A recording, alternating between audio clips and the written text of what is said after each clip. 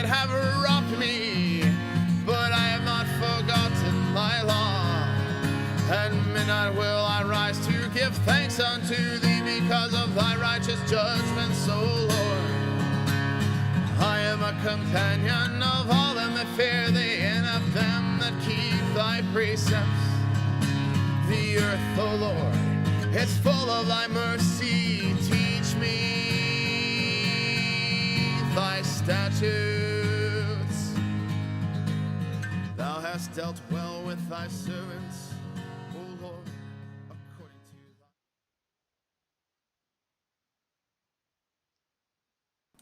Good morning. Welcome to Line by Line Bible Studies. Continuing today in Psalms 54. Psalm 54, where are you? All right, here we go. Maskil of David.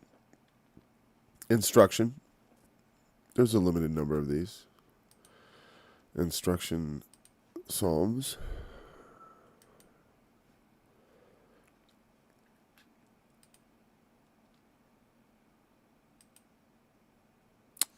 Okay, so all right, let's just read it.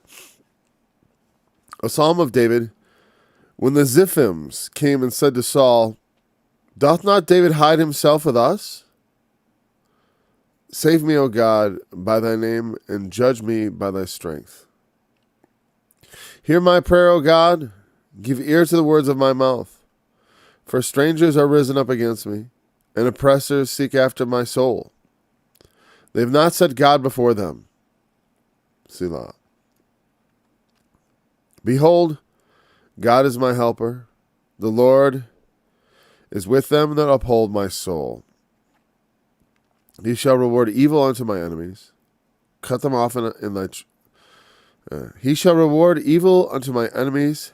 Cut them off in thy truth. I will freely sacrifice unto thee. I will praise thy name, O Lord, for it is good. For he hath delivered me out of all trouble, and mine eye hath seen his desire upon my enemies. All right. The pronoun use here is a little confusing, isn't it? Like when it says, mine eye hath seen his desire upon my enemies. That's not as, let's say, unusual, I'd say, as the one where it says,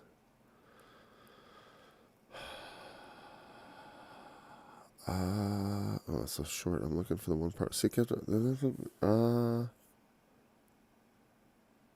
Where is, why can't I see this? Oh, cut them off in thy truth, verse 5. He shall reward evil unto my enemies, cut them off in thy truth. Sounds like an interjection, like he's saying to God, cut them off in thy truth, O Lord. That's just an unusual construction there. Cut them off in thy truth. But we'll talk about that a little bit. This shouldn't take all day to go through. All right, when we talk about the Ziphims, I was like, I plainly do not remember. There were a number of times when David was fleeing from Saul where he hid with different groups of people outside of Israel. It's just Ziphims. That precise name. I remember when he was among the Philistines. Ziphims. All right. This is the only place in the King James they translate any word Ziphims. So I'm going to see. Maybe it's something that is not recorded. Let's ask.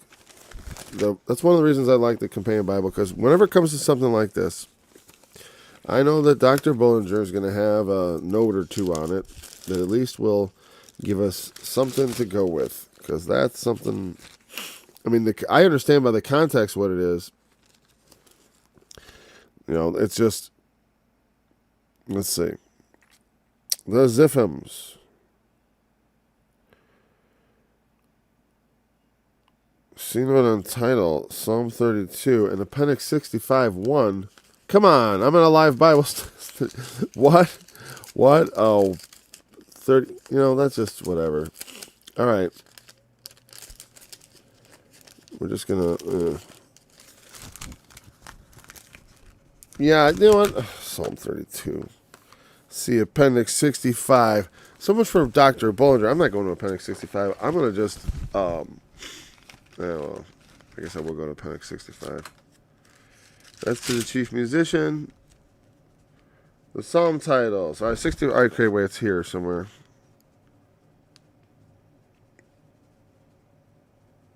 I'm looking for which Roman numeral XI, which is 11. Next page. All right, here we have it. All right. That says it's just about maskil. You know that the 13 psalms that have that as a superscription, according to him. Well, I love the way they're like, oh, of course you know what the Ziphims are, Paul. Of course you do. See, this is the limitations. This is why I gotta do a channel trailer, and I'm gonna tell people on the channel trailer. It's like, yeah, I don't. There's some things that I deficiencies in my skill set. Okay, so Ziphims, no idea. Sorry, folks. But it's, when the Ziphims said, "Doth David hide himself with us?" I don't know what Ziphims mean. Let's see what it says in another translation. The Ziphims. You know what the definition is? When I roll my mouse over it, like I have it right here, and I roll my mouse over Ziphim, which you can't really see, but I will make seeable. And it says Ziphims are inhabitants of the land of Ziph. Now, see, you can't, when you're talking about precise definitions and enlightenment, who could ask for more than that? An inhabitant of the land of, inhabitant of Ziph.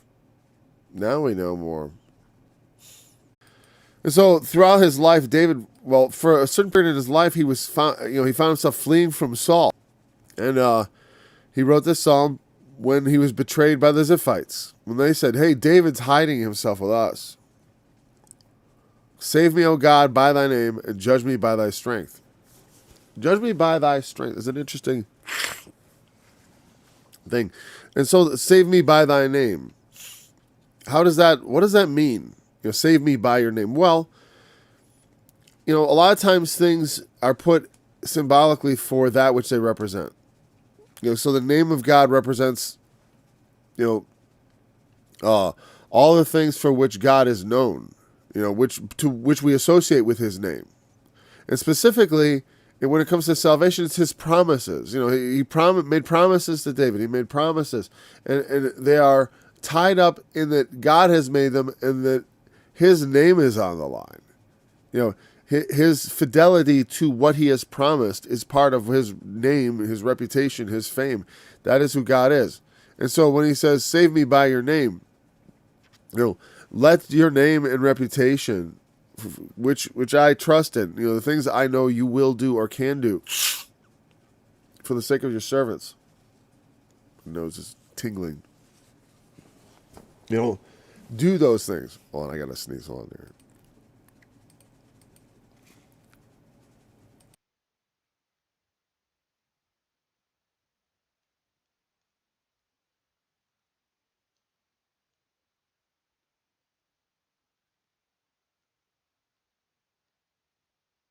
Sorry, I should play a little music there, shouldn't I?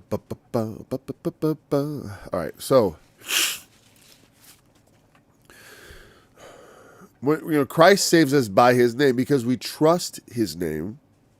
His name is the name that bears the crucified one, the one who promised that if we put our trust in him, he would save us. So we have all these things we have heard of God. We've heard his reputation. We have heard his name.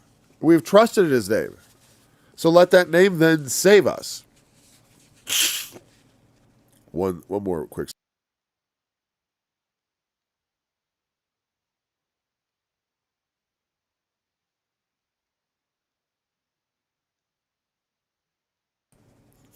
I think I'm good now for about another 10 minutes. Okay, sorry about that. So, that's how he saves us by his name. It's not precise. He saves us with his power, et cetera, et cetera. But the point is, we cling to his name, to what we have heard of him, who he is. Save us because of who you are, of who I know you to be.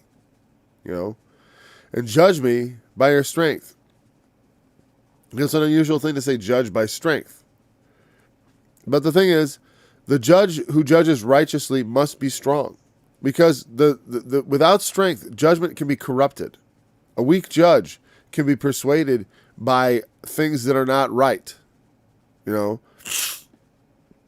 he doesn't have the strength to uphold his judgment, also, to uphold the judgment, to carry out the sentence, to bring about justice, to revenge the adversaries, all those things, it's like it requires strength. Judgment, it's one thing to just say judgment, but also to execute it, to bring it to pass. So it has more to do with the fact of bring about my judgment. Use your strength to bring about judgment for me, which is in his optimistic thing, it's going to be the destruction of my enemies, or whatever, or it's going to be my salvation and my enemies, their purposes confounded in destroying me at the very least. I don't necessarily want to pray for my enemies to be destroyed. We're supposed to pray for our enemies. But you can pray against them in the sense of, I will pray against their desires and their wishes. I will pray against the purposes that they purpose against me and against God. I pray against that, and that should be thwarted, and that they should be frustrated in every purpose that they purpose against God. And that is a prayer against, both for and against them. It is against their works, but also for them, in that if God intercedes and prevents people from doing things that are exceeding, if he like Saul was on his way to persecute Christians, and God stepped in his way and stopped him from doing what he intended to. And so in a sense, brought judgment to that situation, and came against, the way it's just, there's different ways in which different places where it's said, pray for your enemies and stuff, but it includes the idea that you may be pouring hot coals of fire on their head. There is a certain sort of vindictiveness in being patient and letting God judge. Because if they deserve punishment and they do not, and God does not see fit to give them a way out, they will receive it, most certainly. And that's why there's no need to pray against your enemies, because God will judge. You don't need to pray for them, because that's much more needful. It is better for you than for sitting around thinking about revenge all the time. It's tempting, because life can be tough, and the world is not necessarily gentle or fair.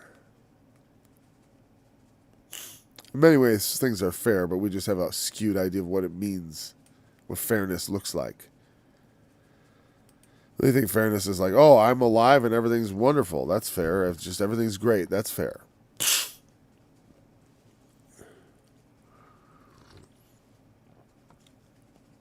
Fair is, naked came I into the world, naked I'm going out. That's fair. Right?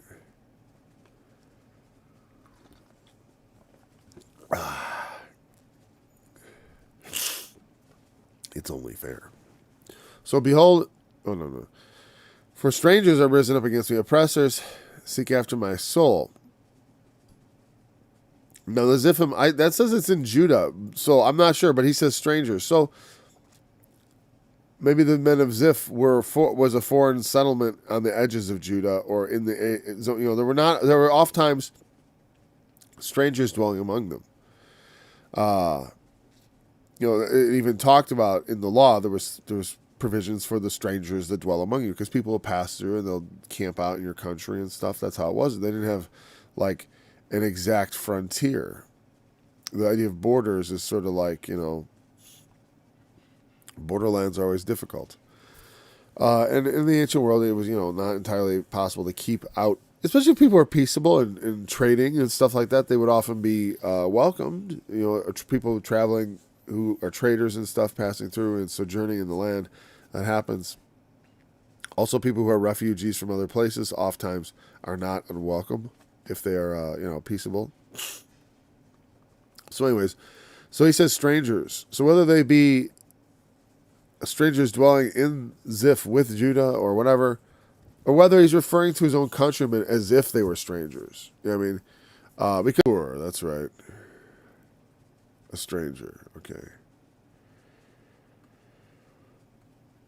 Let me see here. Let's see.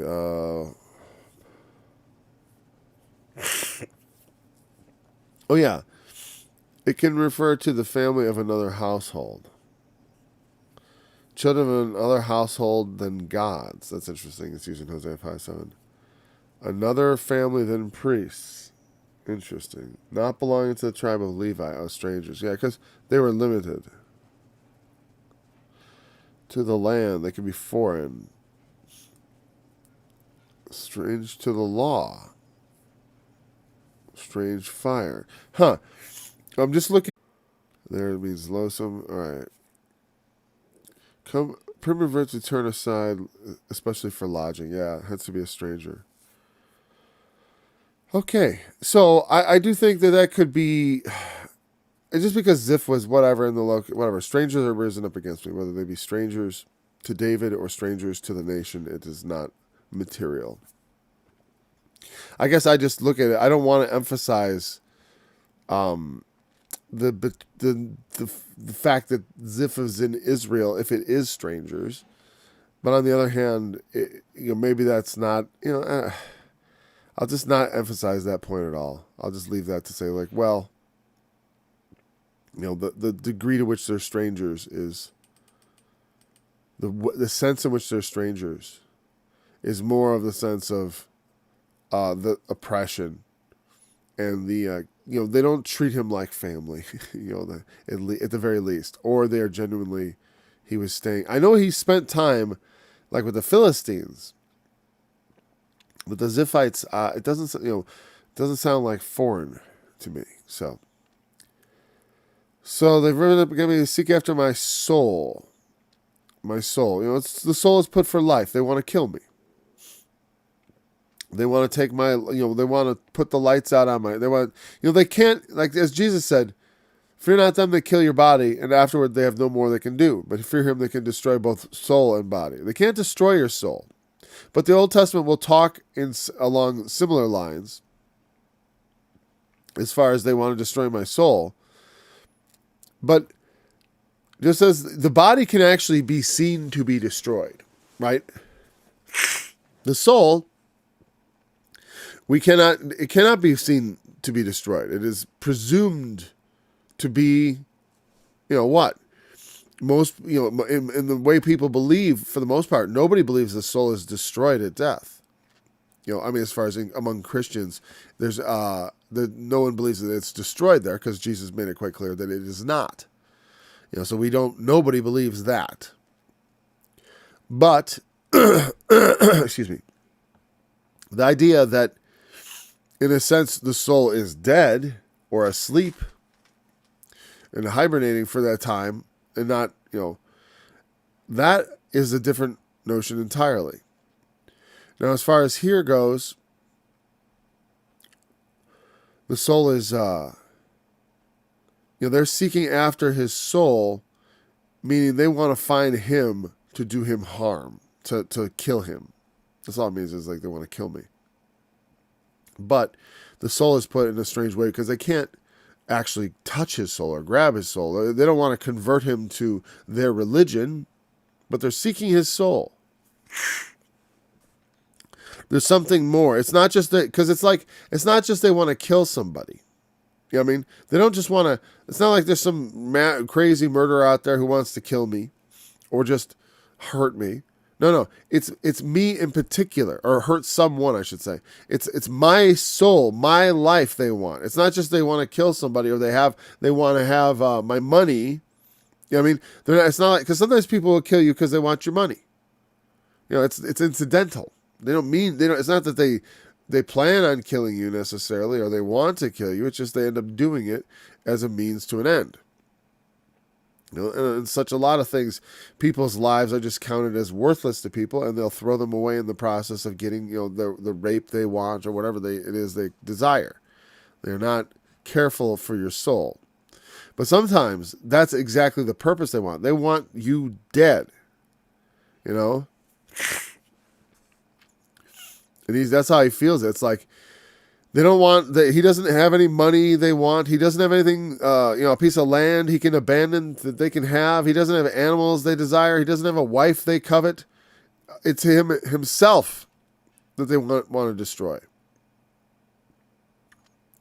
And that's how it is in life. I mean, the Satan is out to destroy you. He's out to destroy us as individuals. He wants to destroy us. There's no ulterior motive or goal. There's no other thing he wants. There's nothing you can buy him off with either.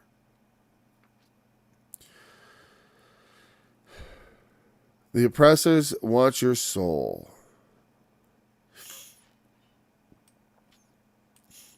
It's not that they can have it. It's just that's the thing they want to get rid of. That's the thing they're trying to destroy. To at least blot you out from the land of the living. They have not set God before them. Again, you did these things in my sight, he said to David of his affair with Bathsheba. And keeping God before you means that God is in front of you and you see him. And that's like God is your focus. He is, so you're reminded continually by having him in front of you. The things you throw behind you is a metaphor for the past and for things you're forgetting. It's like, oh, I put that all behind me. Oh, it's what I got right in front of me. So, we use those same kinds of idioms to describe similar things in our modern English. So it's very easy to understand. He is before. Why do I keep...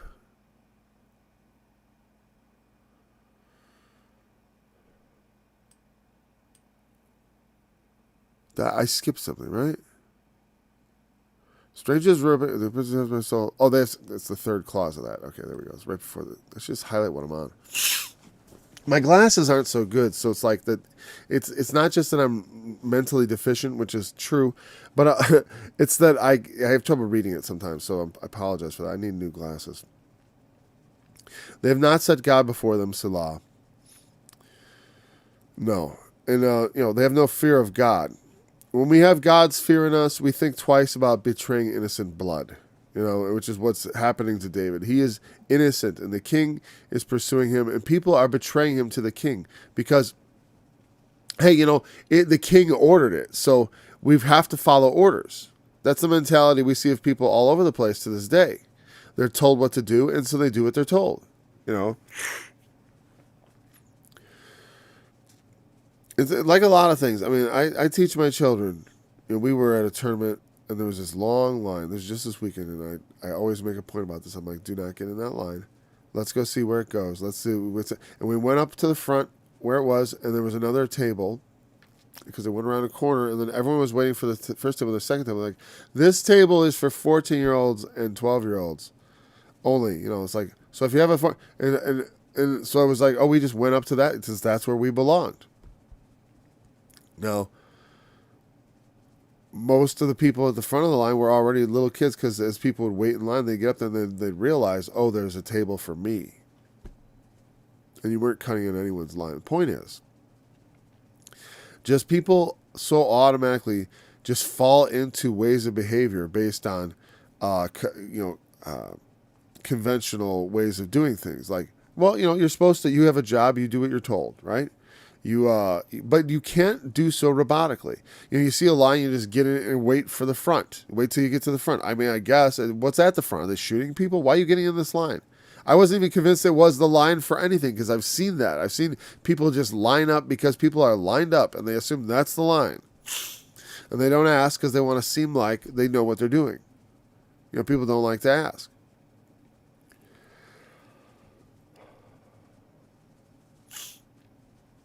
People, how do I equate that to the fear of God? Well, because you have to question people. You have to question men. You cannot assume that someone, because they are in authority, that the order they're giving you is lawful. And that doesn't mean every little thing you have to question. But when they ask you to do things that begin to go beyond what you would normally do, or that seem like it might be wrong, they ask you to do something that maybe in your conscience is wrong. And doing something is wrong because someone in authority told you to is one of my definitions of what it means to be a coward. A complete coward. You just do what you're told because an authority told you to do it. So, if Anne Frank, the Jewish girl from the Diary of Anne Frank, if you read it in high school or junior high, I think I read it in junior high. You read the Diary of Anne Frank, Diary of a Young Girl, the Jewish girl who was hiding from the Nazis, these people would be like, oh, turn her over. Because that's the rules. The rules are turn the Jews over. So we do what we're told. We're good people. We obey. So we just do what we're told. So we turn the Jews over to the Gestapo. That's cowardice. There's no bravery in that. There's no virtue in that, certainly, either. People think, well, it's right to do what the authorities say. That's a lie.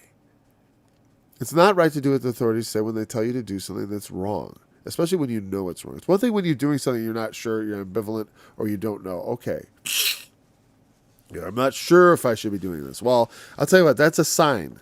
If you're not sure, you ought to stop and think until you're sure. I got to sneeze. Hold on.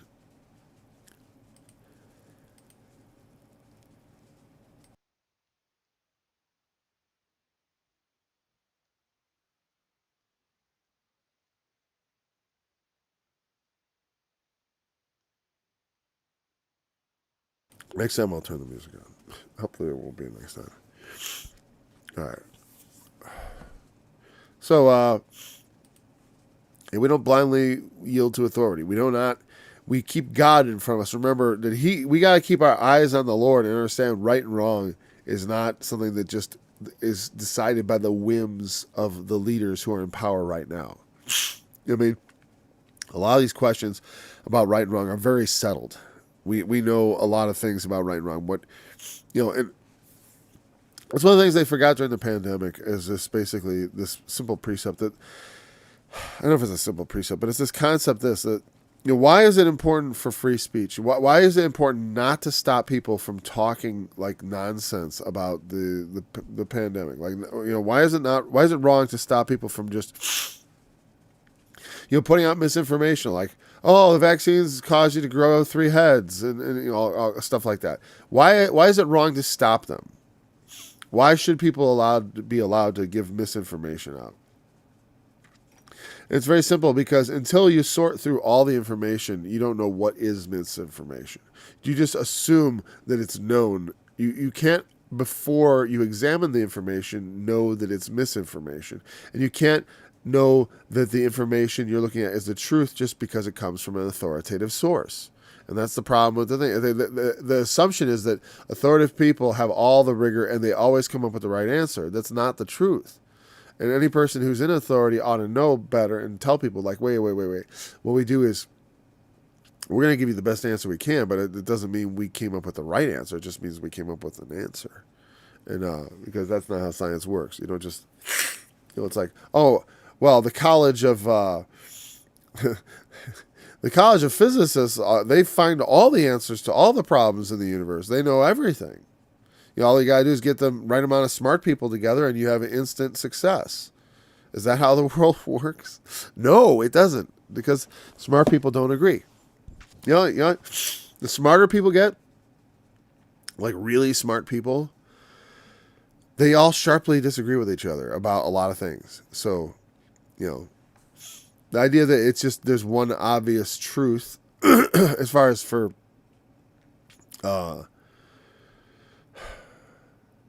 let's say there is maybe one truth, but it's not obvious to everybody. No matter how smart you are, and it goes right up to the top. So what I mean is, like, the inability to sort out truth from fiction is an affliction that ails men from the lowest intelligence scale to the highest, and that's a sign there that should say, that's remarkable. We should find that as intelligence increases, we have like uniformity of opinion, but we don't.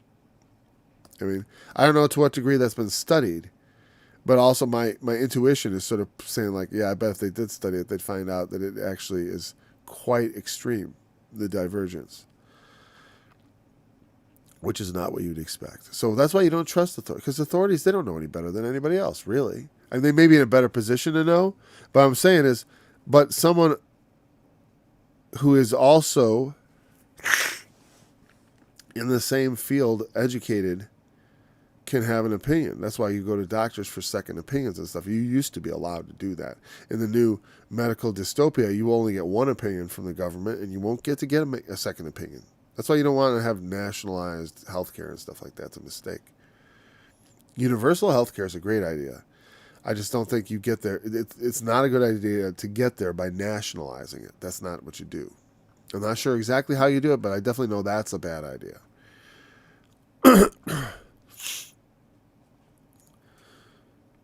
You know, people say, "Oh, I want Medicare for all." I don't even want it for my dad.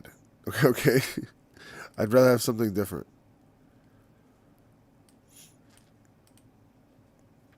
The Lord is with them that uphold my soul. Oh, wait, oh yeah, but God has not set. They've not set God before them. We have to keep God before us, because He is our helper. When we have God before us, you know, it's a you know, there's an idiom of like God is in front of me. Well, I believe that's it. What's in front of me is the thing the task I have at hand. It's what my attention is on. It's what I'm focused on. That's what's in front of me. And if God is in front of me, I'm focused on God. He's got my attention. You know, I'm paying attention to God. Now, I like that God would look at me too. He always is. That's what David forgot. That the Lord sees all, and that what you do in front of God. And David realized that was the biggest sin, is because he forgot God. Because otherwise he wouldn't have done that. He wouldn't have done it in front of everybody. Like God says, you did this in secret. You know, what I do to you, I will do openly. Yeah, you committed adultery secretly because you feared men and what they would say. And you had Uriah slain secretly because you feared what would come of that. In some ways, it is also for his wife, for Bathsheba's sake, that was done.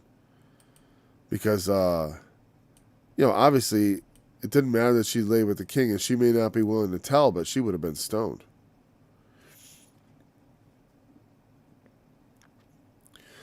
Behold, God is my helper. The Lord is with them that uphold my soul.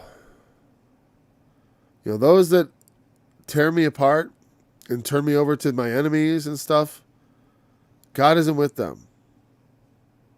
I know God is with them that are good to me, because He's my helper. And those that help me, God helps, and God is good to them. You know, He's a very positive attitude that the Lord is His helper. You know, I try to remember prayer, to not pray prayers of doubt, like. I mean, not that there's anything wrong with it. There's plenty of prayers where it's like, God, why have you forsaken me? Oh, but because He won't forsake you. God, why won't you help me? He's already helping you. He is our helper. You say, well, I want Him to do this and do that. And do that. He's your helper. He's not your do everything for you. He does work our works in us, but it's by the Spirit. It's this gentle action. It's not this heavy-handed, you know, where you feel God pulling your strings or something, you know.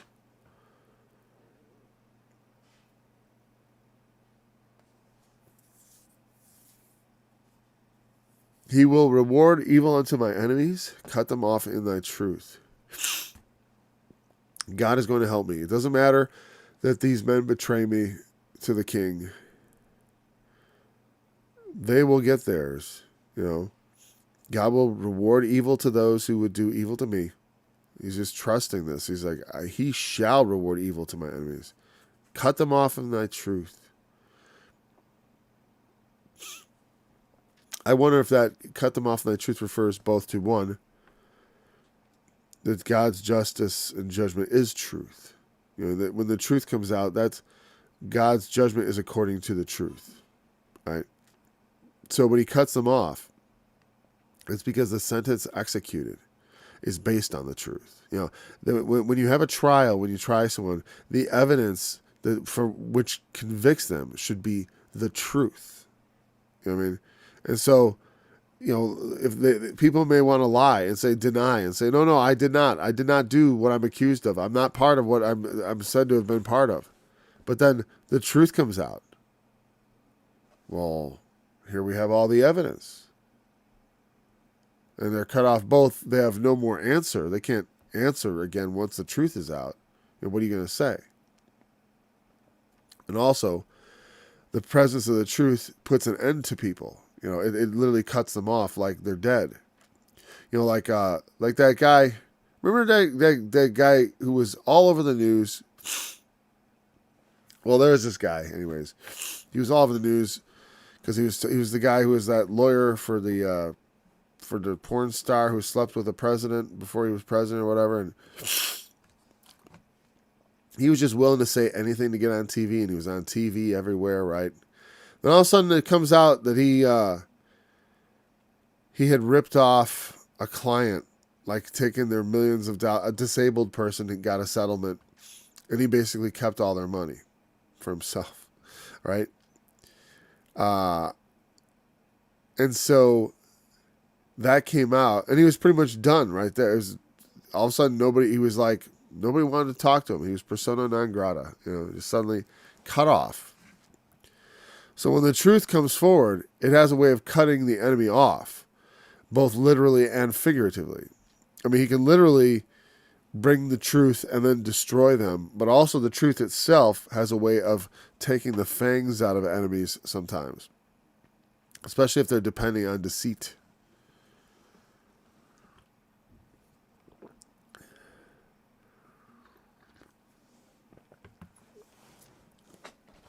And God's word is true. Thy word is the truth. It is a sharp two-edged sword.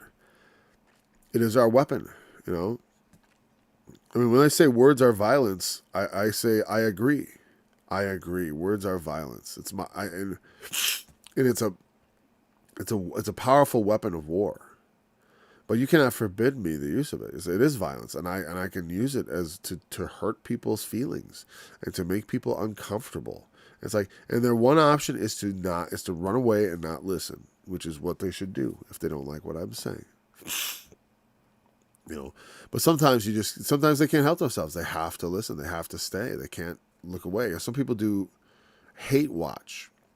They watch things hating it the whole time. I don't get that because I don't like to watch things I hate. I have I have enough strong feelings about the way things are and how, in a sense that I want to do something about it without watching things that are just going to make me feel really angry. I don't really, some people like to watch stuff that makes them angry. It's like, not me really. Not angry.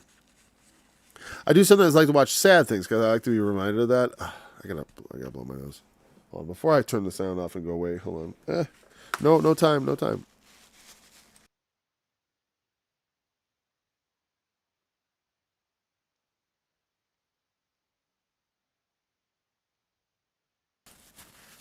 All right, I didn't forget the music. There's just no time.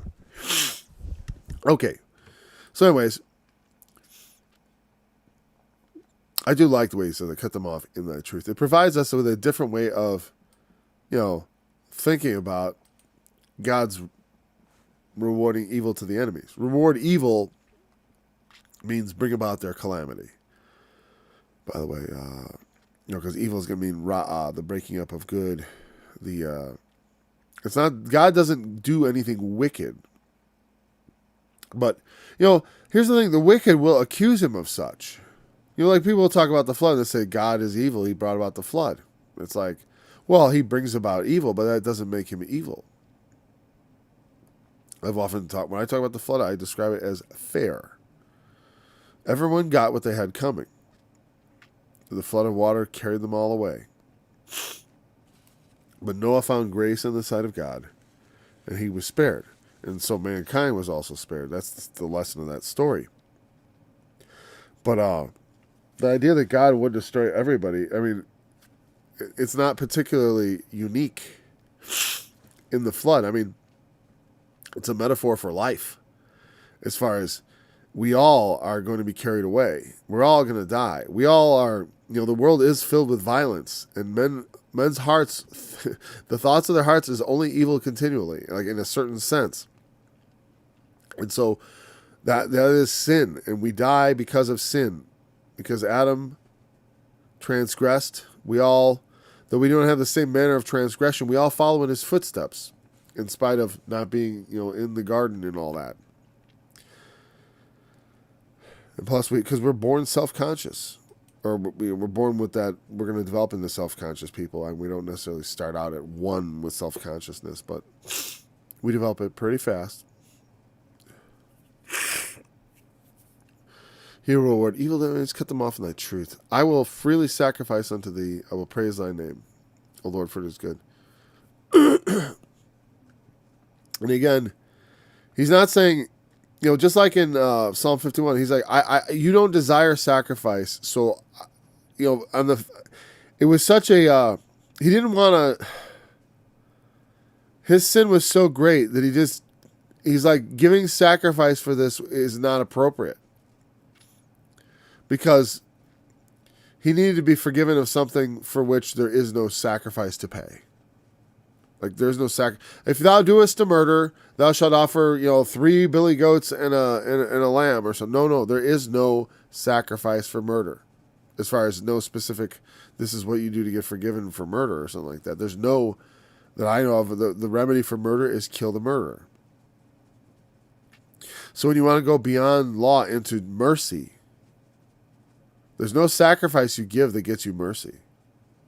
There's no amount of payment you pay that gets you mercy, as far as with God. Can't be bought, except with a broken and a contrite heart. The things that God does not despise. Right? And so when he talks about sacrificing, he's going to sacrifice. I'm going to sacrifice freely out of my sense of thankfulness, out of my thanks of praising God. I'm going to sacrifice out of my own will to give God something good that I have. To sacrifice just because it's good to sacrifice to God. Like, remember, not all sacrifices are blood or anything. Often the offerings take the form of like Cain's offering was not necessarily a bad offering in and of itself. It was because he didn't do well. He wasn't doing well. He needed a better sacrifice. For someone he gave the sacrifice of someone who didn't need to give much of a sacrifice. Who had no pressing need, who could just offer freely to God out of joy and thanksgiving. Here you go, God. Yeah, I got no problems. No, I'm just here to praise your name. But that's the appropriate attitude for someone who's being hunted down and killed.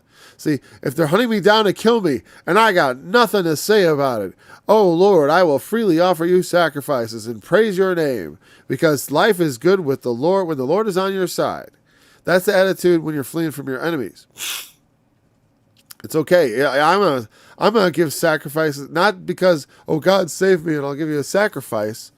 No, I'm gonna give sacrifices to you as soon as I get out of this, just because I like to praise your name. It is good. And he hath delivered me out of all trouble. It's past tense. He delivered me out of the previous troubles. He'll deliver me out of this trouble.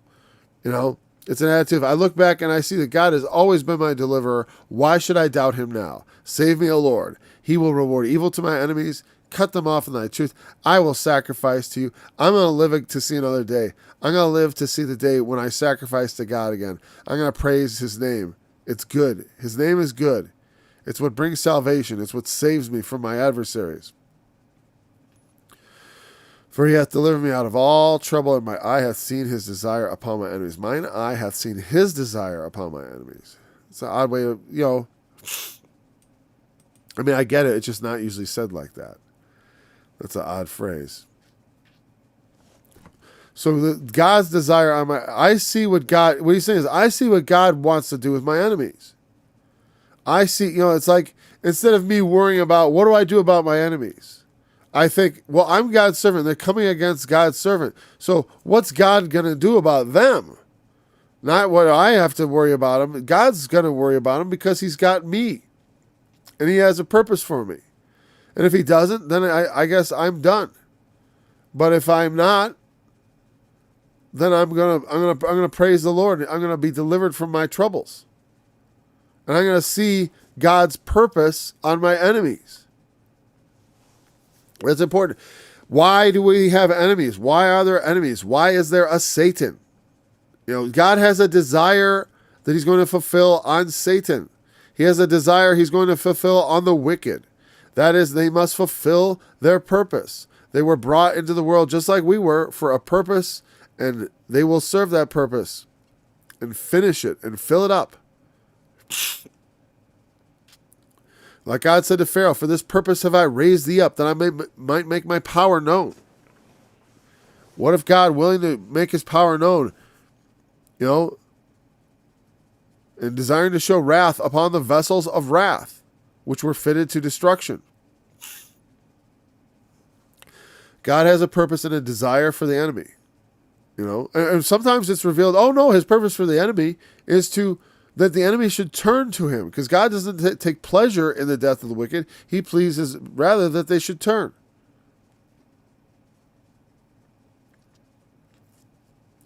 But it is not his pleasure, but they do not all come. And the grace is not given to all. And when it says God would, on his level of how much he wants that, when it talks about that God would that they would be saved. Actually, in that passage, he would that all men should be saved. All men is a generic distinction. So when he says would that all men should be saved, he's talking about like Jews and Gentiles, Romans and Chinese people, all men. Not just because it was a big deal at that time, because it was switching from being just the Jews. Like he wants to save his people, God's people. He wants to save Israel. That's what the Old Testament is about. It's not about saving Egypt and saving Assyria, though there's allusions to them benefiting from the salvation of Israel. It's all about Israel's salvation. Only the New Testament does the salvation of Gentiles even really take much of a place. I mean, it has some place in the Old Testament, but not really. It's not really ever discussed much to any great degree. Not any sort of systematic thing like you have in the New Testament, where it's like we have an idea of exactly how Gentiles enter into God's kingdom and how they enter into God's family. All right. So, yes, God has a desire for the wicked and a desire for the righteous, and we will see it. We can trust that. He hasn't yet seen it as he's writing the psalm, but he's talking as though he has. Or he may have wrote it afterwards, but the point is, while he was running from Saul, his thoughts was, God has delivered me out of all trouble. In my extremity, I try to pray like that. One, it does help. You can't help but be boosted in confidence when you think thoughts that are in the right way of thinking. When you put your mind in the right frame. If you frame your problems properly, it's going to be better for you, just period, mentally. You'll have better mental clarity. You won't be freaking out because you'll be trusting that God is on your side and things will work out in one way or the other. We also have to open up to accept that God's purposes may be possibilities that are against our own wishes. That's another thing is we have to understand. It's like, yes, sometimes we go through difficult things because that is part of God's plan. We have to learn to accept those difficulties and to praise God in the midst of them, understanding that he does all things for our good. Everything's working together for our good. We who love God, we who are called according to his purpose. Right? He has called us. He is doing things with us. He is working his work in us. So we have to be patient as we see it happen. And we have to sometimes endure difficulty and endure things that we think we don't want to endure. But God wants us to endure, or must want us to, because we're enduring it. It's a part of what he is doing to raise us up into his sons, to be the adopted sons of God, and to enter into that kingdom through Jesus Christ. So it is that is the attitude we should have in the midst of those kind of troubles, even when the enemy is just breathing down our neck and trying to take us. Let's read Psalm 55. We'll probably just read it. Well, again, this upon Neganoth, I guess it's according to Bollinger, it belongs over here.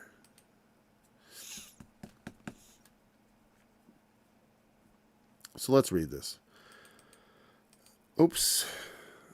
And we'll maybe just talk a little bit about it. Maskil, a psalm of David. Give. Let's just. Oh, I see. Okay. Give ear to my prayer, O God, and hide not thyself from my supplication.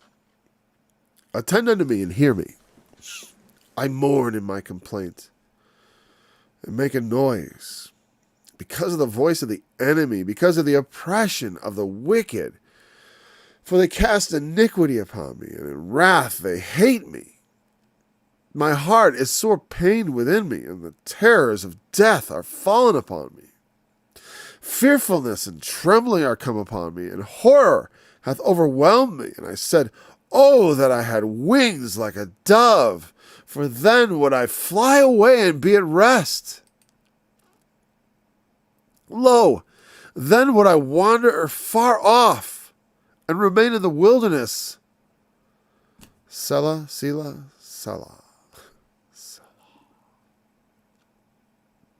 I would hasten my escape from the windy storm and tempest. All right, wait. I'm going to start there again. I'm just going to... hold on.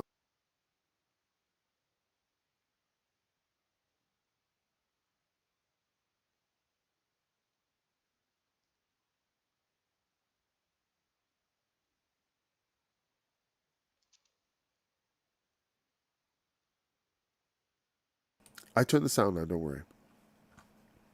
Just it'd be nice to have a little... I do think it's funny with that book there. That's just a funny look there. Okay. Pick up at verse 8 after this. Selah or Selah. Whatever. I would hasten my escape from the windy storm and tempest. Destroy, O Lord, and divide their tongues. For I have seen violence and strife in the city. Day and night they go about it upon the walls thereof. Mischief also and sorrow are in the midst of it. Wickedness is in the midst of it. Deceit and guile depart not from her streets. For it was not an enemy that reproached me. Then I could have borne it. Neither was it he that hated me that did magnify himself against me. Then I would have hid myself from him.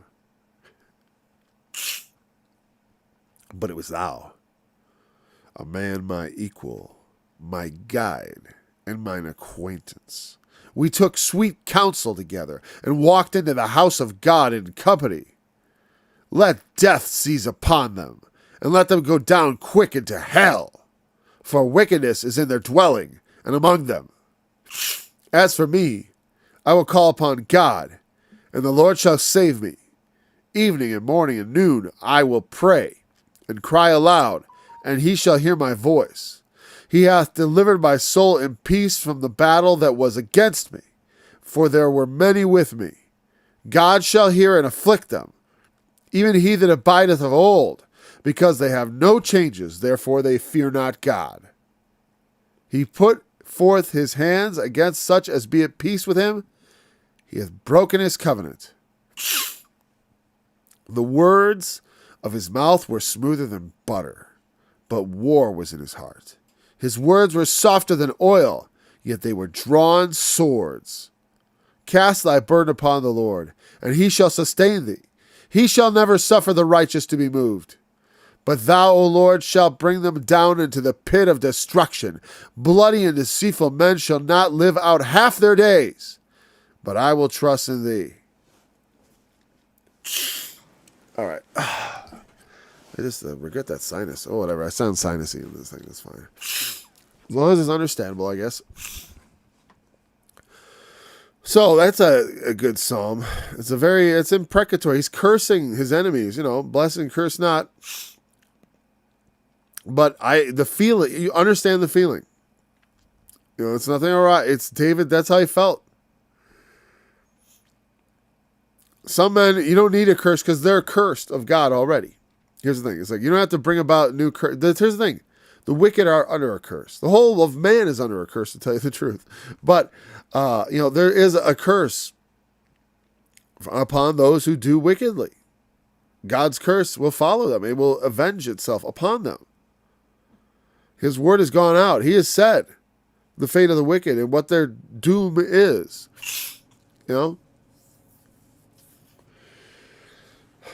One thing I as I read that, I had a different take. When it says because they have no changes, is a random point to talk about before we finish up here. Because I always saw that in terms of, well, I didn't. But I think what it means is sort of nothing changes because things stay the same. They don't fear God. Because, it doesn't seem like anything's changed. They're able to keep getting away with it. Someone else on the head and I got their purse. I conked another guy on the head and I got his wallet. Do you see a pattern here? I think I see a pattern. And so they and it keeps working for them. Their wickedness has produce. Produces over and over again for them. And they're like, why change? And I don't know. For some reason, that verse I knew it had something to do with no changes. They fear not God, but I thought in a sense that they don't change themselves. But because circumstances never change around them, or they seem not to, they keep getting away with it over and over again. So they keep going back to the same well, and they don't fear God because they can't observe any changes. They don't have any changes. I have no changes here. Nothing's changing. So anyways, we will go into detail on this psalm, another Maskil instruction psalm. I don't think I want to go really far into it at all today. Other than, like I said, I saw as I was going through it that occurred to me. So we've read it. We're going to read it again at the opening tomorrow, but that's just a little preview. I look forward to being back again tomorrow. Until then, thanks for joining me in this study. And we'll be back tomorrow, Lord willing. And I'm pretty sure he is, so. The bands of the wicked have robbed me, but I have not forgotten thy law. At midnight will I rise to give thanks unto thee because of thy righteous judgments, O Lord. I am a companion of all them that fear thee, and of them that keep thy precepts. The earth, O Lord, is full of thy mercy. Teach me thy statutes. Thou hast dealt well with thy servants.